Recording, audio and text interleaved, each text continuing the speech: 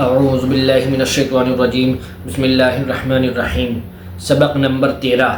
پہلے ایمان لانے والے نیک لوگ آپ کی بات مان گئے۔ حضرت ابو بکر صدیق رضی اللہ عنہ آپ صلی اللہ علیہ وسلم کے گہرے دوست تھے۔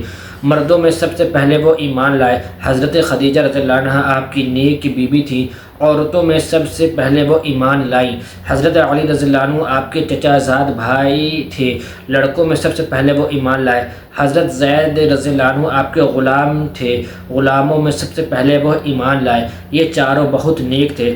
آپ صلی اللہ علیہ وسلم کے ساتھ رہتے تھے۔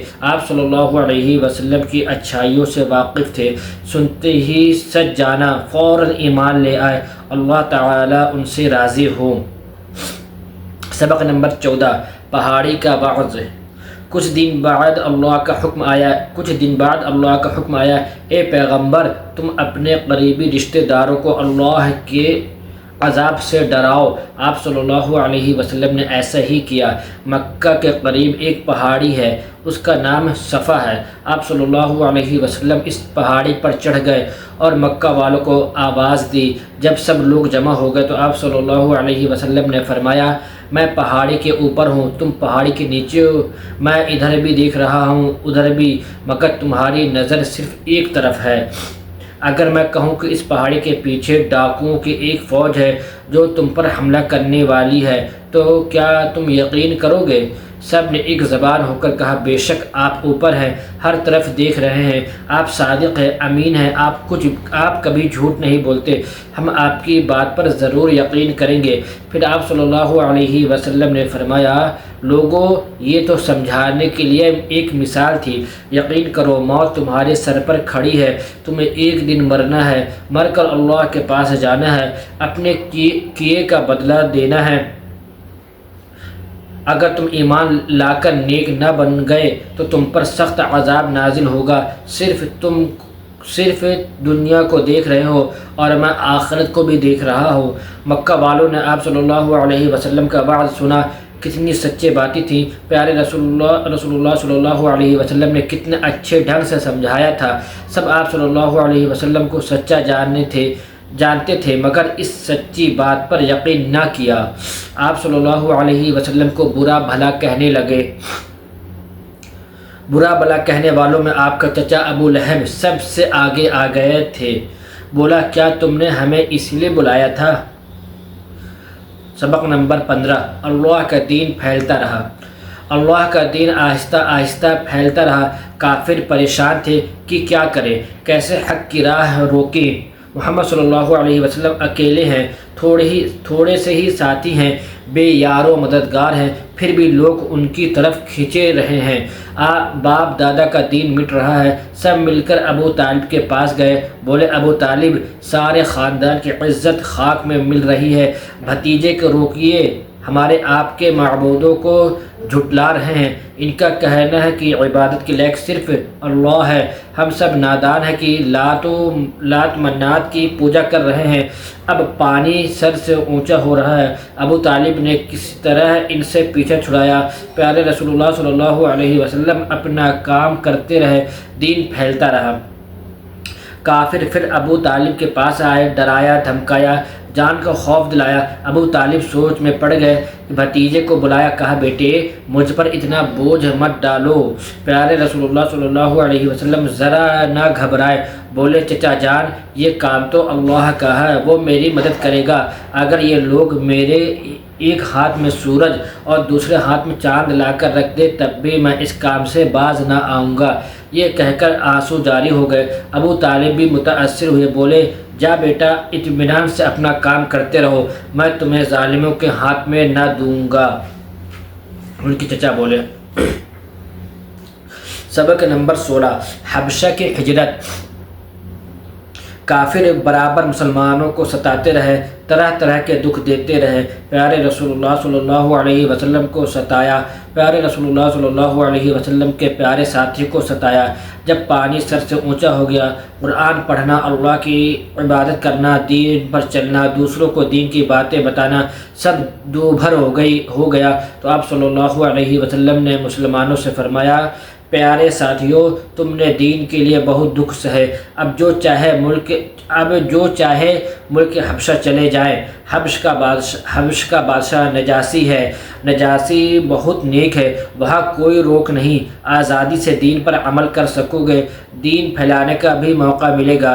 چنانچہ بہت سے مسلمان گھر بار چھوڑ کر حبشہ چلے گئے، کافروں کے ظلم سے تنگ آ کر وطن چھوڑ دیا، دین کے خاطر دوسرے ملک میں جا بسے، اسی کو ہجرت کہتے ہیں۔ مگر کافروں نے اب بھی چین نہ لینے دیا، پیچھا کرتے حبشہ پہنچے، نجاشی سے شکایت کی کہ مسلمان دربار میں بلائے گئے۔ حضرت علی رضی اللہ عنہ کے بھائی حضرت جعفر رضی اللہ عنہ تھے۔ حضرت جعفر رضی اللہ عنہ مسلمانوں کے سردار تھے۔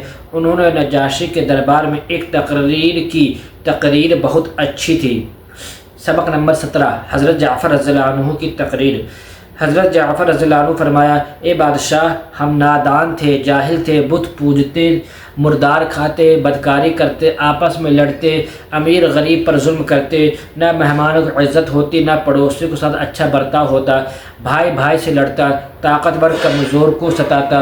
اللہ کو ہم پر رحم آیا، ہم میں ایک رسول بھیجا، ہم سب اس سے واقف تھے، وہ بہت ہی نیک تھا، اس نے سیدھی راہ دکھائی، آپس میں محبت کرنا سکھایا، اس نے ہمیں سمجھایا کہ ہم بت پوجنا چھوڑ دے، اللہ کی عبادت کرے، سچ بولے، وعدہ پورا کرے، برائیوں سے بچے، گناہوں سے دور رہے، یتیموں کا مال نہ کھائے، ظلم سے باز آ جائے، آپس میں مل جل کر رہے۔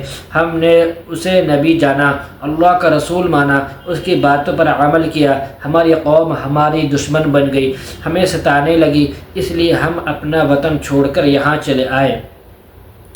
نجاشی نے حضرت جعفر رضی اللہ عنہ کی تقریر سنی، تقریر بہت اچھی تھی، بڑے غور سے سنا، اس کی باتوں کا اثر لیا، ان سے قرآن شریف سنا، قرآن شریف سن کر رونے لگے، کافروں کو نکلوا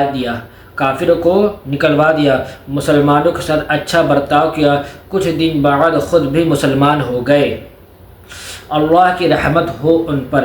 پیارے رسول اللہ صلی اللہ علیہ وسلم نے ہجرت نہیں کی، آپ صلی اللہ علیہ وسلم حبشہ نہیں گئے، مکہ میں جمے رہے، دکھ سہتے رہے، اللہ کی طرف بلاتے رہے۔ آپ صلی اللہ علیہ وسلم میلوں میں جاتے، منڈیوں میں جاتے، حج کے موقع پر جگہ جگہ سے آئے ہوئے لوگوں کو دین کی باتیں بتاتے، اس طرح رفتہ رفتہ مکہ کے باہر دین پھیلتا رہا۔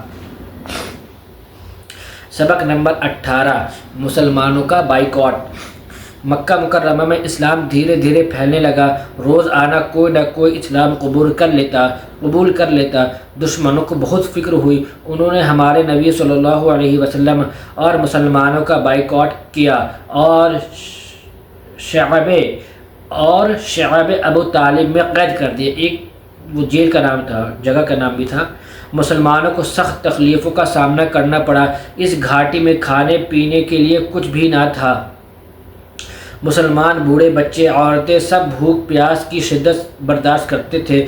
مسلمان 3 سال تک اسی حالت میں گھاٹی میں قید رہے۔ سبق نمبر 19 غم کا سال۔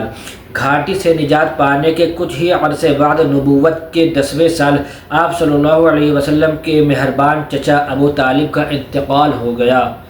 ابھی چچا کا غم تازہ ہی تھا کہ وفادار جانثار بیوی حضرت خدیجہ رضی اللہ عنہ کی وفات ہو گئی۔ ان دونوں واقعات سے ہمارے نبی صلی اللہ علیہ وسلم کو سخت صدمہ پہنچا۔ ہمارے نبی صلی اللہ علیہ وسلم نے اس سال کو غم کا سال قرار دیا۔ اب قریش کو کھلم کھلا ستانے کا موقع مل گیا۔ پہلے تو ابو طالب کے لحاظ اور حضرت خدیجہ رضی اللہ عنہ کی خاطر کچھ دبے رہتے تھے، لیکن اب میدان صاف تھا۔ مشرکین مکہ نے ہمارے نبی صلی اللہ علیہ وسلم کو بہت ستانا اور تکلیفیں پہنچانا شروع کر دیا۔ سبق نمبر 20 طائف کا سفر۔ مکہ سے تقریباً 50 میل دور ایک بستی ہے، اس کا نام طائف ہے۔ مکہ میں دین کا کام کرتے کرتے بہت دن ہو گئے تھے۔ مکہ میں ایک آدمی آپ صلی اللہ علیہ وسلم کا دشمن تھا۔ کوئی آپ صلی اللہ علیہ وسلم کی بات پر دھیان نہ دیتا۔ آپ صلی اللہ علیہ وسلم نے سوچا کہ اب طائف جا کر کیوں نہ اللہ کا پیغام سناؤں، ہو سکتا ہے کہ وہاں کچھ لوگ سنیں اور کچھ ساتھی مل جائیں اور مل کر اللہ کے دین کا کام کریں۔ یہ سوچ کر آپ صلی اللہ علیہ وسلم طائف گئے۔ طائف کے لوگ بہت برے تھے، انہوں نے آپ کی باتیں نہیں سنی۔ آپ صلی اللہ علیہ وسلم کے ساتھ بہت برا سلوک کیا، پتھروں سے مارا، گالیاں دی، ستانے کے لیے نادان اور شریر بچے پیچھے لگا دیے۔ آپ لہو لہان ہو گئے مگر بددعا نہ کی، برابر دعا ہی کرتے رہے کہ اے اللہ یہ ناواقف ہے، ان کو ہدایت دے۔ درود ہو پیارے رسول اللہ پر، سلام ہو پیارے رسول پر۔ سبق نمبر 21 معراج۔ ہمارے نبی صلی اللہ علیہ وسلم طائف سے واپس مکہ تشریف لائے اور مکہ میں پھر تبلیغ کرنے لگے۔ مسلسل تکلیفوں کے بعد اللہ کی طرف سے آپ پر ایک انعام ہوا اور معراج کا عظیم الشان واقعہ پیش آیا۔ نبوت کو 10 سال گزر چکے تھے۔ ایک رات ہمارے نبی صلی اللہ علیہ وسلم اپنی چچا زاد بہن ام ہانی کے گھر آرام فرما رہے تھے کہ حضرت جبرائیل علیہ السلام آئے اور آپ کو معراج کی خوشخبری سنائی۔ پھر ایک تیز رفتار سواری پیش کی جس کا نام براق تھا، جس پر سوار ہو کر آپ صلی اللہ علیہ وسلم کو مکہ سے بیت المقدس آئے اور وہاں سے 7 آسمانوں کا سفر کیا، جنت و جہنم کو دیکھا اور پھر اللہ تعالیٰ کے دربار میں حاضر ہوئے۔ وہاں آپ صلی اللہ علیہ وسلم کو 5 نمازوں کا تحفہ ملا۔ پھر آپ صلی اللہ علیہ وسلم اسی سواری سے واپس مکہ تشریف لائے۔ سبق نمبر 22 مدینہ منورہ کی ہجرت۔ مدینہ منورہ عرب کا ایک مشہور شہر ہے۔ یہ مکہ مکرمہ سے تقریباً 455 کلومیٹر کے فاصلے پر ہے۔ مدینہ میں رہنے والے کچھ لوگ بت پرست اور کچھ یہودی تھے۔ بت پرستوں کے 2 بڑے خاندان اوس و خزرج تھے، مطلب قبیلہ کا نام تھا۔ مدینہ کے لوگ ہر سال حج کے لیے مکہ جاتے، پیارے رسول اللہ صلی اللہ علیہ وسلم ان سے ملتے اور چپکے دین کی باتیں بتاتے۔ مدینہ کے لوگ نیک تھے، وہ پیارے رسول اللہ صلی اللہ علیہ وسلم کی باتیں دھیان سے سنتے، ان میں سے بہت سے مسلمان ہو گئے۔ اسی طرح اللہ کا دین مدینہ پہنچا۔ مکہ میں دین کی باتیں پہنچاتے آپ صلی اللہ علیہ وسلم کو 13 سال ہو گئے تھے۔ مکہ والوں نے آپ صلی اللہ علیہ وسلم کو ستایا۔ جب ان میں حضور صلی اللہ علیہ وسلم کی باتیں سننے والا کوئی نہ رہا، الٹے جان کے درپے ہو گئے، تو اللہ تعالی نے آپ کو حکم دیا کہ اب مدینہ کو ہجرت کر جائیں۔ بہت سے مسلمان مدینہ کو ہجرت کر چکے تھے۔ ایک رات کافروں نے طے کیا کہ توبہ پیارے رسول اللہ صلی اللہ علیہ وسلم کو جان سے مار دیا جائے، اس نور کو ہمیشہ کے لیے بجھا دیا جائے۔ بدبختوں نے یہ ترکیب سوچی کہ ہر قبیلے کا ایک آدمی جمع ہو اور پیارے رسول اللہ صلی اللہ علیہ وسلم کا گھر گھیر لے، اور جب آپ صلی اللہ علیہ وسلم کو گھر سے نکلے تو سب ایک ساتھ آپ صلی اللہ علیہ وسلم پر حملہ کر دیں، آپ صلی اللہ علیہ وسلم کو جان سے مار دیں۔ اللہ تعالی نے آپ صلی اللہ علیہ وسلم کو اس سازش کی خبر دے دی۔ آپ نے اپنے بستر پر حضرت علی رضی اللہ عنہ کو سلا دیا تاکہ وہ آپ صلی اللہ علیہ وسلم کے پاس رکھی ہوئی امانتیں لوگوں کو پہنچا دے، اور آپ صلی اللہ علیہ وسلم قرآن شریف کی آیتیں پڑھتے ہوئے گھر سے نکلے۔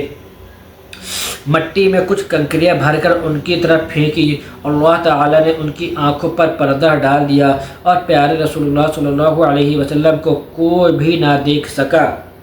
آپ صلی اللہ علیہ وسلم کے سچے دوست حضرت ابوبکر صدیق رضی اللہ عنہ بھی آپ صلی اللہ علیہ وسلم کے ساتھ ہو لیے اور دونوں مل کر مدینہ کی طرف روانہ ہوئے۔ راستے میں ایک غار ہے، غار ثور، اس میں دونوں چھپ گئے۔ کافروں نے پیچھے کیا، دور دور جاسوس بھیجے، ایک کافر تو غار کے مہانے پر پہنچا۔ حضرت ابو بکر صدیق رضی اللہ عنہ فکر مند ہوئے۔ پیارے رسول اللہ صلی اللہ علیہ وسلم نے کہا، ڈرو نہیں، اللہ ہمارے ساتھ ہے۔ اللہ نے اس کافر کی مت مار دی اور وہ آپ صلی اللہ علیہ وسلم کو نہ دیکھ سکا۔ برابر آپ صلی اللہ علیہ وسلم کا انتظار کر رہے تھے۔ 3 دن کے بعد آپ صلی اللہ علیہ وسلم مدینہ منورہ کو روانہ ہوئے۔ مدینہ کے لوگ کئی دن سے برابر آپ صلی اللہ علیہ وسلم کا انتظار کر رہے تھے۔ پہنچے تو لوگ بہت خوش ہوئے، بچیاں گیت گانے لگیں اور ہر ایک یہ چاہتا تھا کہ حضور صلی اللہ علیہ وسلم ہمارے گھر ٹھہریں۔ حضور صلی اللہ علیہ وسلم نے فرمایا، میں وہیں ٹھہروں گا جہاں اونٹنی جا کر بیٹھے گی۔ یہ شرف حضرت ابو ایوب انصاری رضی اللہ عنہ کو ملا۔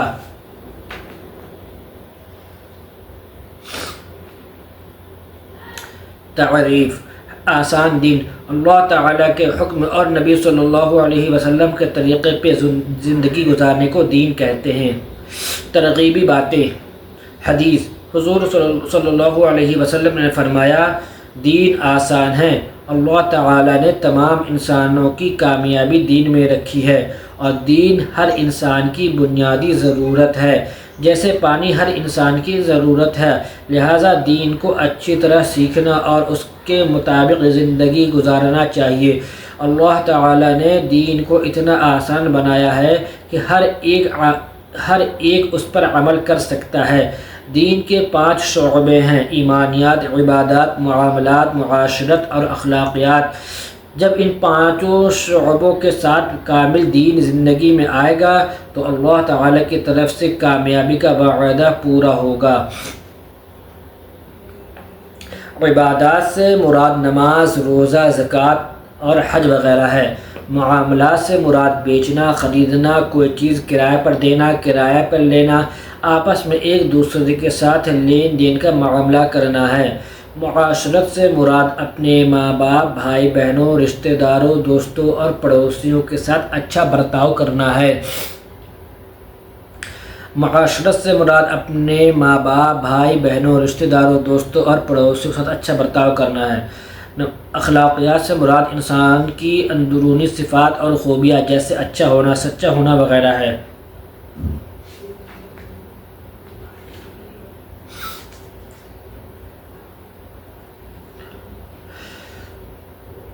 حدیث نمبر 11 ایمانیات پر: اذا سألت فاسأل اللہ۔ ترجمہ: تجھے جب کچھ مانگنا ہو تو اللہ تعالیٰ ہی سے مانگا کر۔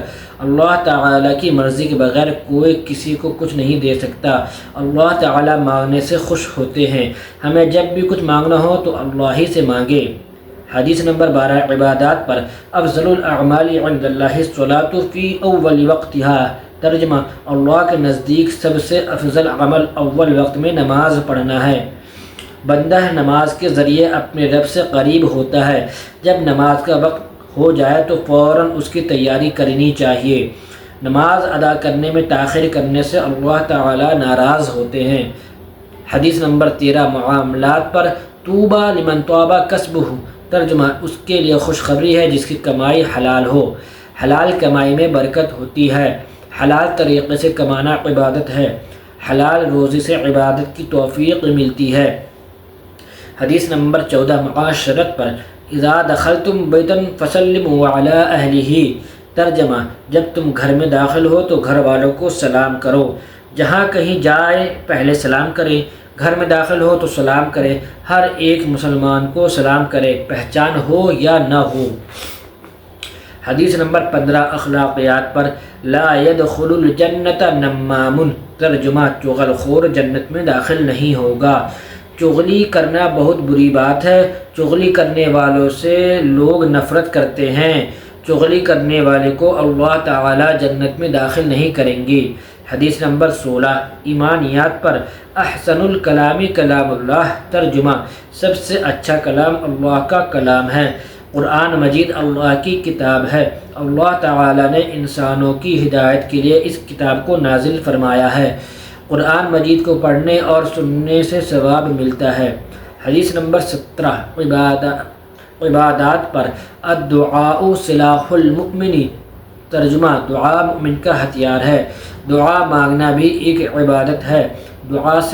دعا مانگنے سے اللہ تعالی خوش ہوتے ہیں، دعا نہ مانگنے والے سے اللہ تعالی ناراض ہوتے ہیں۔ حدیث نمبر 18 معاملات پر۔ من ادعا ما لیس لہ فلیس منا، ترجمہ جو کوئی دوسرے کی چیز کا خود کے لیے دعویٰ کرے وہ ہم مسلمانوں میں سے نہیں۔ اچھے بچے کسی دوسرے کی کوئی چیز نہیں لیتے۔ کسی دوسرے کی چیز اس کی اجازت کے بغیر لینا بہت بری بات ہے، بہت بری عادت ہے۔ کبھی ضرورت پڑ جائے تو دوسرے کی چیز پوچھ کر لینا چاہیے۔ حدیث نمبر 19 معاشرت پر۔ رضا الربی فی رضا الوالدی، ترجمہ اللہ تعالیٰ کی خوشی والد کی خوشی میں ہے۔ ماں باپ کی نافرمانی کرنا بہت بڑا گناہ ہے۔ جس کے ماں باپ اس سے خوش ہوں اللہ تعالیٰ بھی اس سے خوش ہوتے ہیں، جس کے ماں باپ اس سے ناراض ہوں اللہ تعالیٰ بھی اس سے ناراض ہوتے ہیں۔ حدیث نمبر 20 اخلاقیات پر۔ ان اللہ رفیق یحب الرفق، ترجمہ بے شک اللہ تعالی نرم ہے اور نرمی کو پسند کرتے ہیں۔ نرمی کے ساتھ پیش آنا بہت اچھی عادت ہے۔ دوستوں اور ملنے والوں سے محبت اور نرمی کے ساتھ پیش آنا چاہیے۔ سخت دلی اللہ تعالی کو بہت ناپسند ہے۔